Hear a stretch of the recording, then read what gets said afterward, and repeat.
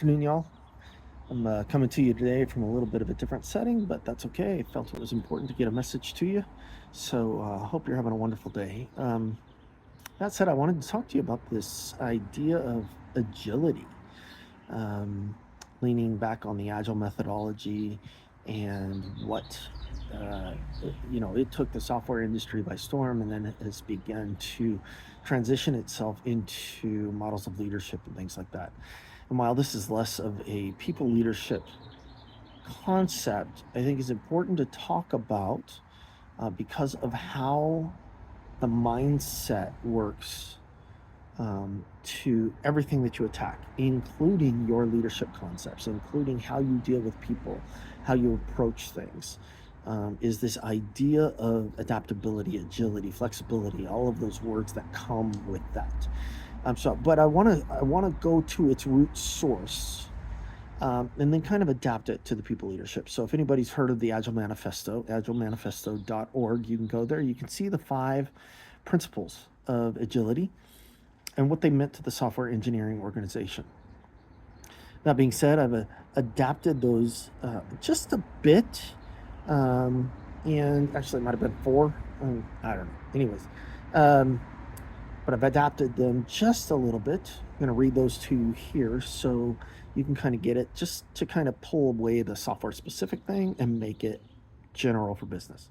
So the idea is individuals and interactions over processes and tools, functional product or service over comprehensive documentation, customer collaboration over contract negotiation, and responding to change over following a plan. So, this idea of adaptability, while all of these are good, the ones on the left are better. That's the point. While all of them are good, you know, contract negotiation, following a plan, processes and tools, they're all good things. Comprehensive documentation. We value the things on the left more, meaning that we value individuals and interactions. We value functional product and service. We value customer collaboration, and we value responding to change. Okay. So the important thing here is recognizing that there's a lot of things that are important in your organization, but there are some things that are more important in your organization. Another way we put this is there's a lot of things that you can do that are good, and let's personalize it. There are a lot of things that you can do that are good for you. But you know what? Sometimes there are the better, and I'll go even to the best. Sometimes there are things that are the best for you that force you to create a sacrifice for the good. An example, a simple example. Today, I'm ordering something at the store at a fast food place, right? And they ask me, do I want to donate $1 to such and such? That is a great thing. I would never say that it's not a great thing. But you know what? I spend a lot of money in my charitable giving. And that doesn't mean that I can't give more, but it means that the best place that I have to give my money is not where they're going to put that money. And there's arguably a secondary purpose behind what they're doing in that. So for me and my money, I know where it goes. I'm confident in where I give my money, and I'm not going to worry about giving it in other places, even though it might be a good thing. And then I make exceptions along the way. So, don't get all holier than thou on me. But that was an example that I think is a good point to bring up, that there are best things for us, there are better things for us, and there are good things for us. And we have to understand that all of those are on the positive category. But where are you putting your time? Where are you putting your focus?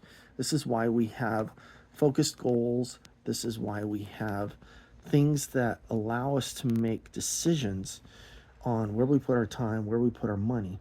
We do all of this because we want to ensure that our time and money are going to the best places possible. So, with that being said, I want to dive back into the agility concept. And it's this idea of dividing up your time.